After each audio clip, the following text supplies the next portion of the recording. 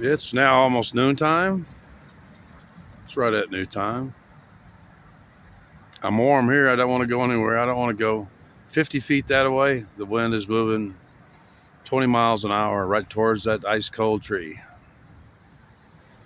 But I did want to take the time to let you know part of the reason that my mood is good is because my hygiene is good. This is kind of the Sheldon Cooper report. And you should be obsessed with what is excreted from your body. Yeah, it's been now full 7.5 days since I consumed something of which I did not know the formula, the ingredients thereof. It was a Starbucks birthday cake pop. About 200 calories. But that oil or whatever, and possibly this grain, the cereal, the grain, the flour in it, was probably saturated with glyphosate, which is their habit. Now, amongst farmers, grains and legumes that are to go dry on the market, they use glyphosate, even though they may not contain the Bt toxin and the Roundup toxin.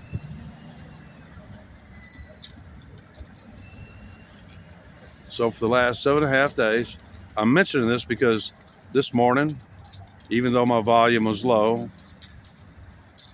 my guts moved appropriately. I drank a liter before bedtime, drank a liter of water in the evening. I was thirsty, perhaps from the cheese, the salt in the cheese. Didn't have hyperuria during the night. My body was just going through a process there where it did eliminate about 16, 18 pounds of unneeded, unnecessary water. I keep reminding you Americans, you're most overhydrated people on earth. And it's something you're doing, something you're consuming. It's also your desire to live a high anxiety life. You really do. You like all that you in fictional combat and gaming and stuff like that. You love that. But it can lead to dry mouth. And my mouth is moist, even though I haven't taken my medication yet today. I don't take it. I try to save it back for when I really need it. There are bad days when I need my full original dose that ain't been fucked with by the goddamn Veterans Administration. Fuck the VA. Fucking bunch of losers. In Temple, Texas, where I went to see the shoulder guy, for those of you not familiar with it, the VA hospital in Temple, yeah, I know I'm taking you on a tangent here, but I'll bring you back to my bowel movement. Some schmuck, which I don't get it at all because, to my knowledge, every one of those gas lines in the bottle department, where they hook up the gas bottles, they're all color coded. I mean, green bottle, green oxygen line, green colored valve, the whole schmear. And yet some schmuck delivering, both the anesthetic gases and shit like that, hooked up apparently an anesthetic gas to an oxygen line and quickly killed 29 military veterans. It was 27 or 29. This gave him a good lethal dose real quick.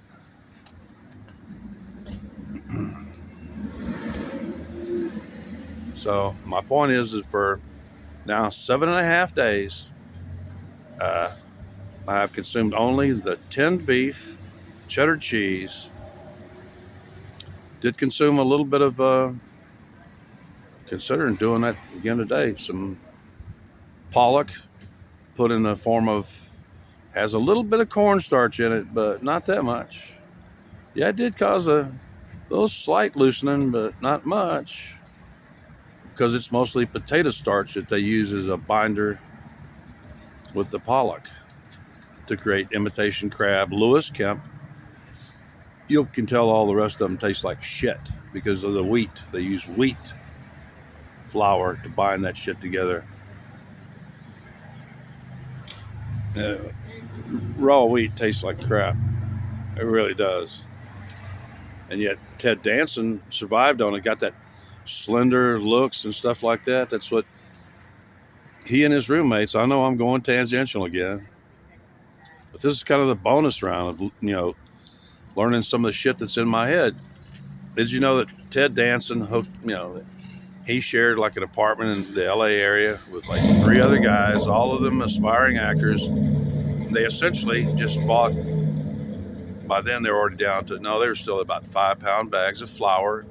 And all they did was like maybe take some flour and put it in cold water and drink it down. They was living off of starvation because they knew that what Hollywood wants is, at least for the sexy roles, is somebody who's very slender. Not so much nowadays, but that was the pattern. And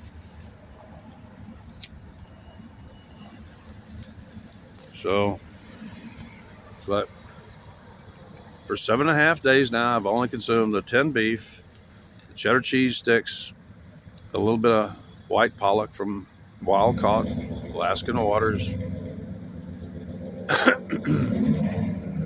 almost probably less than a couple of teaspoons of possibly or maybe not GMO cornstarch, and even all my coffee, cane sugar, and I've drank 1 container of iced tea that was sweetened with cane sugar. Not a single soda pop, no corn syrup, no GMO derivatives, products, because them toxins somehow get through their refinement processes, and because they're clearly still toxic. And my gut function and elimination is perfect. Really, this morning, I could even tell beforehand that even though I wasn't, getting the signal that it was time, and although it was only about half the maximum volume, I still eliminated perfectly. 1 wipe, although I went way beyond that. I'm trying to maintain that freshness because I do smell a little bit like pee. Let's face it, that's going to happen. You're going to get so many drops on your pants sooner or later. I usually just rub the wet ones, the benzalkonium chloride, all over them to eliminates that odor. But anyway, that's the Sheldon Cooper report for today. Is that as long as I stick to what I know to be the least toxic, I'll be fine. Yeah, I crave all kind of flavors, just like any normal human being. But, like my daddy used to say, yeah, Sheldon Cooper goes, Mama said, or my mom, anyway. Want in one hand and shit in the other. See which one fills up faster, was one of my dad's favorite sayings when I wanted something. And in this case, it really applies, because if you want all them flavors, you're not going to get them at quite a bit of expense in this current economy. You'll also very quickly have a handful of shit. So, you get both. You get what you want, what you wish for, and a handful of shit, and a pants full of shit. So, young people, it's hard to get through to them. I still see them going around eating all this fucking garbage, just absolute garbage. And at times when I've been financially needy and shit like that, because it's extremely expensive to live, and because of mobility a lot, I end up buying. But I've just learned over and over again. If I vary off of what I know to be non-toxic, very low toxicity, and start venturing into anything that looks, remotely healthy looking, kind of, that I end up with the same problem every time. And actually, that's one of the reasons that's keeping me kind of glued here, as I already mentioned, is that I know where to get those items precisely at this Walmart. They're not going to be in every Walmart.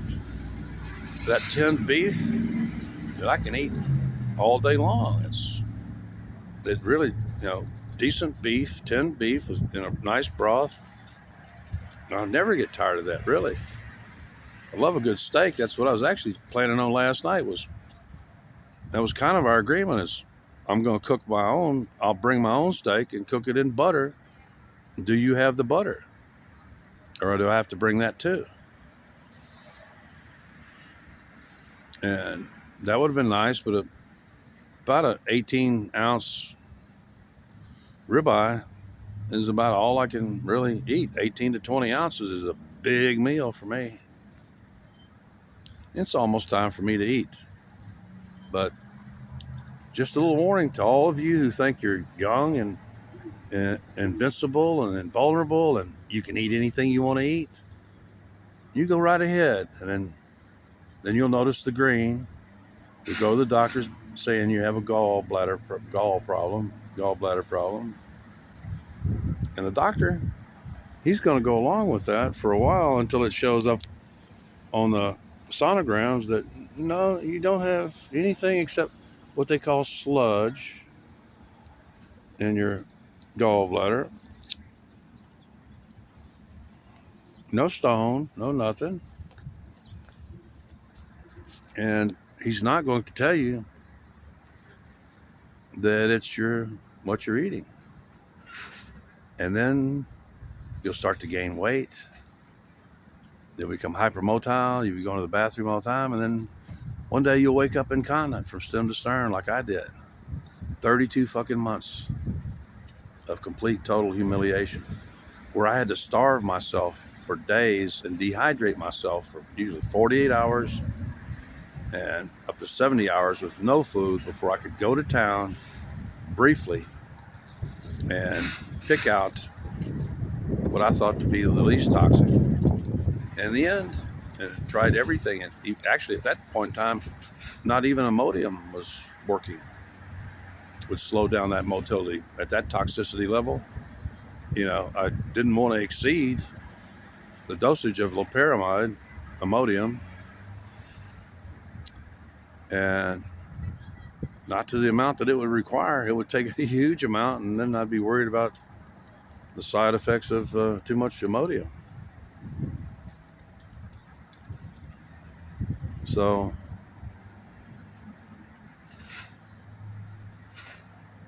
yeah, you think you're a foodie. You like going to all the restaurants like Cabo Bob's and enjoying some of their vegetarian and this and that. Actually, the only restaurant that I can recommend anywhere around here appears to be the Denny's in Hutto that used coconut oil for that grilled salmon steak that I had, and the stir-fried rice and vegetables. Had absolutely no reaction to that whatsoever. But anyway, you'll learn, and you're going to learn the hard way. That's the only way to really learn it good. And I keep having to relearn it here. That's why I insist on keeping some money in my pocket, because right now I do actually have the money to, because we're looking at starting tomorrow. It's going to start raining, and actually their prices, they said, are going down tomorrow, and I could rent a hotel room for a week at least, and that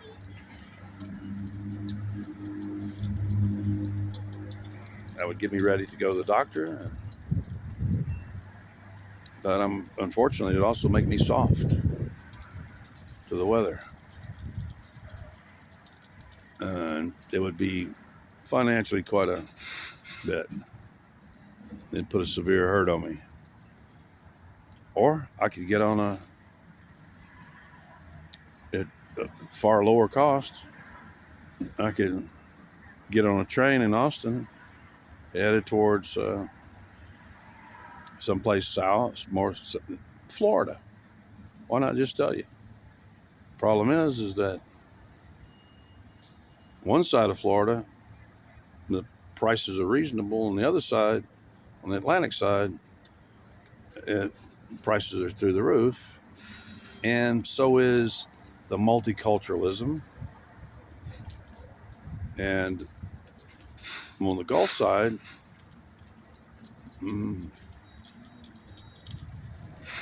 things would be reasonable, but I'm afraid it's, from what they're even predicting, it's going to be so rainy that I'm almost better off staying here where there's a chance of less rain, because we've had, like 3 out of 4 winters now where it's been really bad snowstorms and ice storms and heavy rain during the winter. It's more than a 50% chance that won't happen this winter. So there's 17 minutes of your life lost again. Sorry about that.